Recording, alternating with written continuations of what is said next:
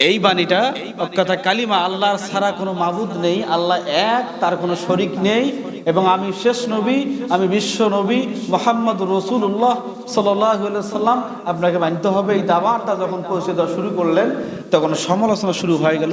কি ব্যাপার, আব্দুল্লাহ ছেলে মুহাম্মদের কত কথা বলে, আমাদের আল্লাহ হচ্ছেন 360টারও অধিক, আমরা তাকে কাবার গেলাবের ভিতরে রেখে দিয়েছি, আর এই নেই নাকি এক আল্লাহর দাওয়াত দিচ্ছেন।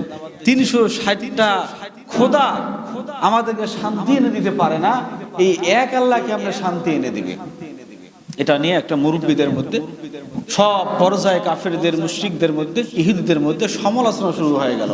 এক খোদাই নাকি শান্তি এনে দিবে, এক খোদার দাওয়াত দিচ্ছে, আর সেই খোদার নাকি বন্ধু হয়েছে আব্দুল্লাহ ছেলে মুহাম্মদ। বলেন তো, হঠাৎ যদি একটা জায়গায় কোনো একটা বিষয় তুলে ধরা যায়, ওই জায়গার লোকগুলো মানতে চাইবে? বুঝবে? বুঝবে না। তবে যারা জ্ঞানীবান তারা কিন্তু জানে যে বিশ্বনবী একজন আসবেন। এভাবে করে সমালোচনা সৃষ্টি হয়ে গেল।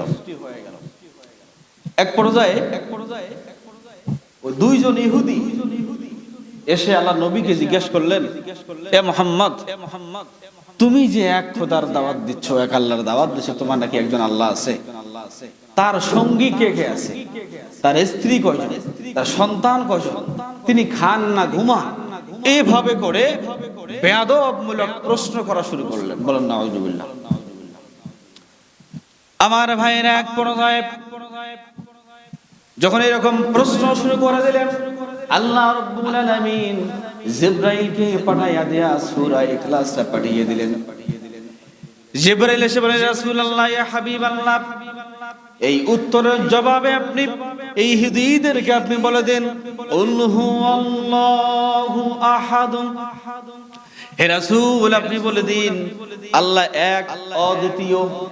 আল্লাহ এক, অদ্বিতীয়, তার কোনো শরীক নেই। আল্লাহুস সামাদ, আল্লাহ কারো মুখাপেক্ষ নন, সকলে তার মুখাপেক্ষী। আল্লাহ কারো উপর নির্ভরশীল নন, সবাই আমরা তার উপরে নির্ভরশীল। কথা বলেন ঠিক কিনা? হে রাসূল বলুন, লাম ইয়ালিদ ওয়া লাম ইউলাদ ওয়া লাম ইয়াকুল লাহু কুফুয়ান আহাদ। তিনি কারো জন্ম দেন নাই, তাহাকেও কেউ জন্ম দেন নাই, এবং তাহার সমতুল্য কেহ নাই। সুবহানাল্লাহ বলেন।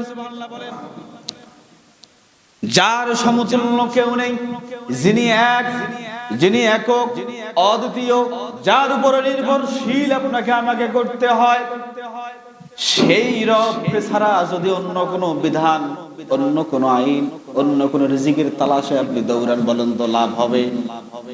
কথা বলেন, লাভ হবে? লাভ হবে না, বিন্দু পরিমাণ লাভ হবে না। আমার ভাইরা, যে আল্লাহকে রব হিসেবে আল্লাহ তাআলা ঘোষণায় দিয়ে দিয়েছেন, আমি এক, অদ্বিতীয়, আমার কোনো শরীক নেই, সেই আল্লাহকে সর্ব জায়গায়, সবখানে, সর্বহালতে সে আল্লাহকে রব হিসেবে মানতে হবে। কথা বলেন ঠিক কিনা? আমার ভাইরা, এই সূরা ফজিলত একটু বলে দেই। এই সূরার ফজিলত কেউ যদি সূরা ইখলাস একবার পাঠ করে, রব্বুল আলামিন তার আমলনামায় 10 পারা কোরআন শরীফ তেলাওয়াত করলে যেমন সব হয়, তার আমলনামায় আল্লাহ রব্বুল আলামিন দিয়ে দেন। বলেন সুবহানাল্লাহ। আর জোরে জোরে বলেন সুবহানাল্লাহ। শুধু তাই নয়, কেউ যদি এই সূরা ইখলাস 2 বার পাঠ করেন, 20 পারা কোরআন খতম করলে যেমন সব হয়, আল্লাহ রাব্বুল আলামিন তার আমলনামায় তেমন সব দিয়া পরিপূর্ণ করে দেন। কেউ যদি এই সূরাটা 3 বার তেলাওয়াত করে, 3 বার তেলাওয়াত করার পর তেলাওয়াত করলে আল্লাহ রাব্বুল আলামিন, একবার কোরআন খতম করলে যেমন সব, আল্লাহ রাব্বুল আলামিন তার আমলনামায় সেই পরিমাণ সব দিয়ে দেয়। জোরে বলবেন না সুবহানাল্লাহ? তাহলে এই সূরাটা আমাদের জানা আছে না? আমরা যদি এই সূরাটা ফিরে আসি, বসে আছি, দোকানে বসে আছি, বাসায় বসে আছি, জাস্ট 3 বার পড়লে লাগবে 2 মিনিট সময়। যে 2 মিনিট আমি পড়ি কোরআন শরীফ, একবার খতম দিলে কমপক্ষে 1 মাস, সাধারণ মানুষ 2 মাস, 1.5 মাস, 3 মাস, ভাবে যে কথা ভিন্ন, এরকম সময় লাগবে। এই সময়টা আপনারা 2 মিনিটে যে সব পাবেন, এই 2 মিনিটে আপনি সেই সবটা আপনি ইনকাম করতে পারবেন। সুবহানাল্লাহ বলে। আমার ভাইরা, শুধু এখানে শেষ নয়, মুআবিয়া ইবনে মুআবিয়া ইন্তেকাল করেছেন। আল্লাহর নবীর সাহাবী হযরত জিবরাইল আমিন আসলেন,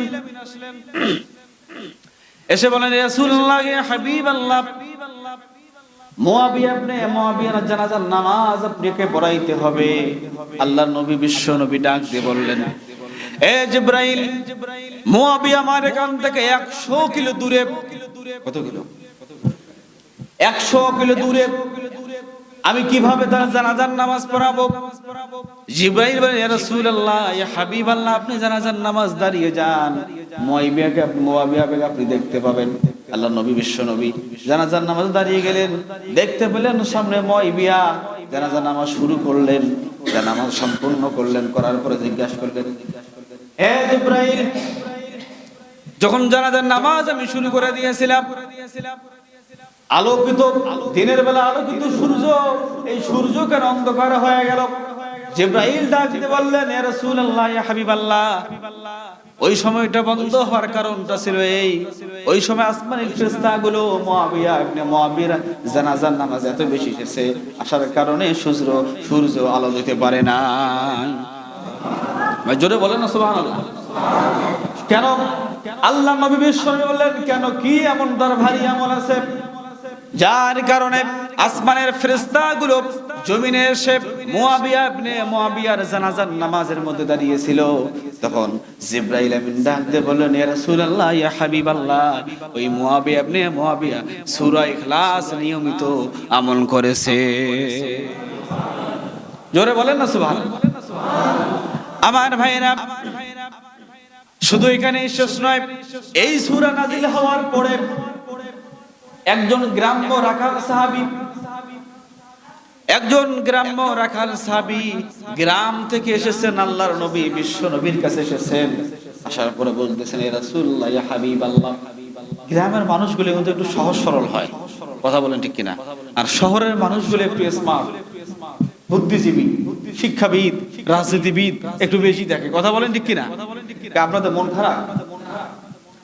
গ্রামের মানুষ কিন্তু এত কিছু বোঝে না, ওরা অল্পতেই বোঝে, অত পেঁয়াজ গোছ ওদের ভিতরে নাই, যেভাবে বুঝেছে সেভাবেই কিন্তু বোঝে, আর ওরা একভাবে সহজ সরল ভাবে ওরা চলাফেরা করে, কথা বলেন ঠিক কিনা? এবার এই মুআবিয়া অর্থাৎ আল্লাহ রাসূলের কাছে এই সাহাবী, এই রাখাল সাহাবী গ্রাম থেকে এসেছে, গ্রাম্য ভাষায় বলতেছেন, ইয়া রাসূলুল্লাহ ইয়া হাবিবাল্লাহ, আপনার কাছে একজন ভূত আসে, এসে একটা গীত বলে যায় মাঝে মাঝে, আল্লাহ রাসূলুল্লাহ আমাকে একটা গীত শোনা।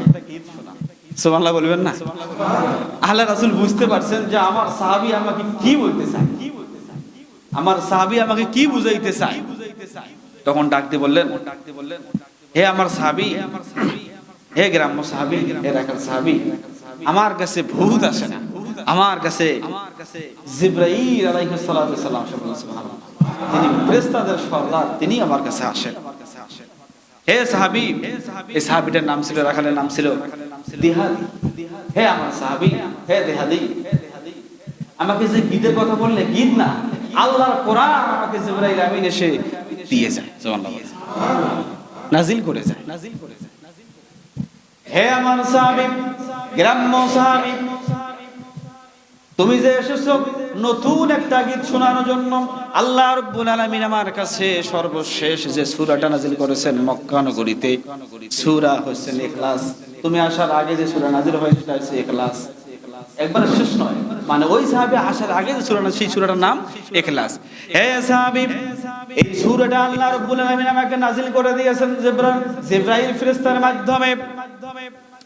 قل هو الله احد الله الصمد لم يلد ولم يولد ولم يكن له كفوا احد। ও আমার সাহাবী, এই সূরাটা যদি একবার তুমি তেলাওয়াত করো, তোমার আমলনামায় 10 বার 10 পারা কোরআন পড়লে যেমন সব, তোমার আমলনামায় আল্লাহ রাব্বুল আলামিন তেমন সব দিয়ে দেবেন। এই কথা যখন বিশ্ব নবী বলেছেন, এই সাহাবী আনন্দে খুশিতে জিন্দাবাদ আমার আল্লাহ, জিন্দাবাদ আমার আল্লাহ, জিন্দাবাদ তাকবীর দাও, সুবহানাল্লাহ বলবেন না?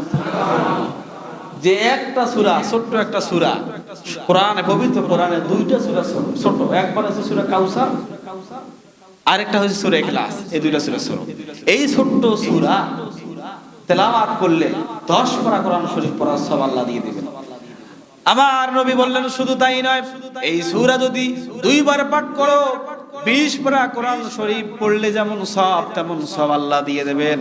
এই সূরাটা যদি 3 বার পাঠ করো আল্লাহ রাব্বুল আলামিন পবিত্র কোরআন পুরা পড়ে খতম করলে যেমন সওয়াব তেমন সওয়াব তোমার আমলনামায় দিয়ে দেবেন। এই কথা শোনার সঙ্গে সঙ্গে এই রাখান সাহাবী, এই দিহাদিয়া সাহাবী আনন্দে আত্মহারা হয়ে তাকবীর দেওয়া যখন শুরু করে দিয়েছেন, তাকবীরের আওয়াজ আনন্দ খুশি দেখে আব্দুর রহমান বিন আউফ রাদিয়াল্লাহু তাআলা আনহু বললেন, ইয়া রাসূলুল্লাহ, ইয়া হাবিবাল্লাহ, আমি এই সাহাবী গ্রাম্য সাহাবীকে একটা হাদিয়া দিতে চাই। সুবহানাল্লাহ বলবেন না? আচ্ছা, আমাদের এলাকায় যদি কোনো বক্তা, কেউ যদি কোনো শিল্পী এসে গান গায়, ওয়াজ করে, তেলাওয়াত করে, কোনো কারি, খুশি হয়ে আমরা হাদিয়া দেই না? তো এনার এই আনন্দ খুশি দেখে গ্রামের মানুষ তো বিভিন্নভাবে আনন্দ করে এই তাকবীর দিচ্ছে, এটা মুগ্ধ করা হয়। আব্দুর রহমান বিন আউফ রাদিয়াল্লাহু তাআলা আনহু খুশি হয়ে বললেন, আমি আমার বাড়িতে একটা গাভী আছে, উট আছে, যেটা কয়েকদিন পরে ভরট গাভী, কয়েকদিন পরে বাচ্চা আসবে, এটার দাম অনেক বেশি। এ রাসূলুল্লাহ, আমার বাড়িতে সবচাইতে এটা বেশি দামি, এটাই আমি হাদিয়া দিতে চাই। সুবহানাল্লাহ বলেন। আমরা হাদিয়া দেই, সর্বনিম্ন যেটা পকেটে আছে সেটাই দিয়ে দিই। কথা বলেন ঠিক কিনা? বাইরে বেশি আছে ওটা সাইডের পকেটে রাখে, ওয়ান দেই খুচরাটা বের করে হাদিয়া দিয়ে দিই। কথা বলেন ঠিক কিনা? কিন্তু এই সাহাবী আব্দুর রহমান বিন আউফ বাসায় গেলেন, যাওয়ার পরে বাড়িতে যে দামি গাভী ছিল, উট ছিল, সেই উটটা এনে যখন তার হাতে দিলেন, ওই সাহাবী এত বেশি খুশি হলেন, তাকবীর দিলেন আর বললেন, এ কোন রব, যেই রবের কিতাব শুনলে, যেই রবের তেলাওয়াত শুনলে, যেই রবের পথে আসলে একটা গাভী পাওয়া যায়, দুনিয়াতে গাভী, পরকালীন জীবনে সওয়াবের অধিকারী হয়ে যায়। এনার এই আনন্দ দেখে একজন যখন দিয়েছে, বলেন মাহফিলের ভিতরে একজন যখন কেউ হাদিয়া দেয়, বাকি রেখে বসে থাকে, যে যা পারে আনন্দে খুশি হয়ে 10 টাকা 5 টাকাও হাদিয়া দেয়। পরবর্তী সাহাবীগুলো বর্ণনা এসেছেন, পরবর্তী সাহাবীগুলো কেউ বা একটা, কেউ বা দুইজনে মিলে একটা, এভাবে করে সবাই কম বেশি করে 1000 উট তাকে হাদিয়া দিয়েছেন। সুবহানাল্লাহ বলবেন না? 1000 উট তাকে হাদিয়া দিয়েছেন। এই সাহাবী চলে যায়, আনন্দ চলে যায়, যে রবের কাছে আসলে এত হাদিয়া পাওয়া যায়, যে রবের কাছে আসলে এত সব দুনিয়ার আমলনামা এত বেশি পাওয়া যায়, তেলাওয়াত করলে সেই রব না জানি কত দয়ালু, কত সুন্দর। আল্লাহ আমার রব, সেই রবে আমার সব। কথা বলেন ঠিক কিনা? আমার ভাইরা, বর্ণনা এসেছেন এই যে 1000 উট হাদিয়া দিয়েছেন ওই সাহাবীকে, রাখান সাহাবী, গ্রাম্য সাহাবীকে। আল্লাহ রাব্বুল আলামিন পরবর্তীতে ৮৭,০০০ উট, ৮৭,০০০ উট ওই সাহাবীদের মাঝে আল্লাহ রাব্বুল আলামিন রহমত দিয়ে ভরপুর করে দিয়েছেন। রহমতি কেরাম, রহমতি সিস্টেমে, বারাকা সিস্টেমে ২৭,০০০ উট আল্লাহ তাকে দান করে দিয়েছেন। দুনিয়াতে নয়, আল্লাহ রাব্বুল আলামিন ২৭,০০০ উট এই দান করার কারণে কাল কিয়ামতের ময়দানে তখন হিসাব শুরু হয়ে যাবে। মানুষগুলো যখন ইয়ানফসি করবে, আল্লাহ রাব্বুল আলামিন তাকে দান করেছেন, এই কারণে কাল কিয়ামতের ময়দানে মানুষ ইয়ানফসি করবেন। এই ৮৭,০০০ উট ওই বান্দাদের জন্য ওই কিয়ামতের ময়দানে জান্নাতের মধ্যে আল্লাহ তাআলা বরাদ্দ করে রেখেছেন। যেখানে উট আল্লাহ বরাদ্দ রাখবে, তাহলে বলুন তো ওই জায়গাটা শান্তির জায়গা হবে না, জাহান্নামের জায়গা হবে? তাহলে আমরা তো দেখতে পাই না। যদি ওই সময় আল্লাহর নবীর কাছে জান্নাত থেকে উটগুলো দেওয়া হইতো, এই ৮৭,০০০ উটগুলো আপনি নিয়ে সাহাবীদেরকে দিয়ে দেন, বলেন তো যদি ওই ৮৭,০০০ উটগুলো সাহাবীরা পাইতো, বলেন তো আর বাকি যারা দান করেন নাই কাফের বেদুইনরা যদি দেখতো, বা যারা দেখতো, বলেন তো পাগল হইতো কি হইতো না? টাটকা পাইতেছে, একটা দিয়ে ৭টা পাইতেছে, একটা দিয়ে 10টা পাইতেছে, তাহলে যা আছে সব কাফেররা বলে দান করতো। কথা বলে ঠিক কিনা? কিন্তু আল্লাহ তাআলা তো সেজন্য পাঠায় নাই। আল্লাহ তাআলা পাঠাইছে জান্নাত জাহান্নাম দুইটা সিস্টেম করে পাঠাইছে। আমি পরীক্ষা দুনিয়ার মধ্যে পাঠাবো, যার মালের বিনিময়ে যদি পরীক্ষা উত্তীর্ণ হইতে পারে তার জন্য জান্নাত। আমি দুনিয়ায় যদি ওকে দেখিয়া জান্নাতের মধ্যে নিয়ে আসি, তাহলে আমার পরীক্ষা তো সফল হবে না। কথা বলে ঠিক কিনা? পরীক্ষার আগে যদি প্রশ্ন ফাঁস হয়ে যায়, ওই পরীক্ষা দিয়ে লাভ আছে? ওই পরীক্ষা সফল হবে? ঠিক তেমনি আল্লাহ দুইটা স্থান দিয়েছেন। জান্নাত জাহান্নামের বর্ণনাও দিয়েছেন। যারা আমার এই বর্ণনা অনুযায়ী বিশ্বাস করে আমার প্রতি আমল করবে তারাই জান্নাতে যাবে, আর যারা আমল করবে না তাদের জন্য হচ্ছে কোথায়? জাহান্নাম। এজন্য এই সূরা থেকে আমাদেরকে শিক্ষা নিতে হবে কোনটায়? মূল শিক্ষা হচ্ছে, এই মূল তাফসীর হচ্ছে আমার রবকে গোলামি করব। কার কথা বলেন না, কার গোলামি করব? আল্লাহর। রিজিকের মালিককে, আইন দাতাকে, বিধান দাতাকে, আমরা তারই গোলামি করব। অন্য কারো গোলামি করলে হবে কুফরি। কি হবে? কুফরি।